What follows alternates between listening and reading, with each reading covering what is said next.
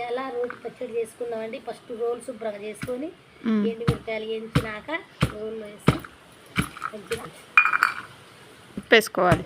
ఉప్పు వేసినాక కొద్దిగా మెత్తగా నూరినాక టమాటాలు వేసుకోవాలండి. టమాటాలు వేసినాక నూరుకోవాలి. మెత్తగా నూరుకోవాలి. మెత్తగా నూరిన తర్వాత టమాటాలు వేసుకోవాలండి. సాల్ట్ వేసుకోవాలండి. తర్వాత బాగుంటుంది రుచిగా. సద్దన్నం మీద జొన్న అన్నం మీద బాగుండేది. బాగా ఉడకబెట్టిన టమాటాలు వేసుకోవాలి.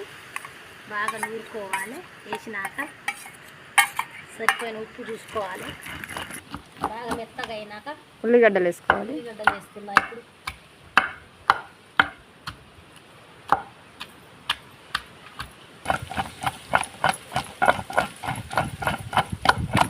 కడుగు పచ్చడి అయితే రెడీ అయిపోయిందండి. గిన్నెలో తీసేసుకుందాం. వేడి అన్నంలో బాగుంటుందండి రోటి పచ్చడి. సింపుల్గా అయిపోద్ది. రోటి పచ్చడి బాగుంటుంది.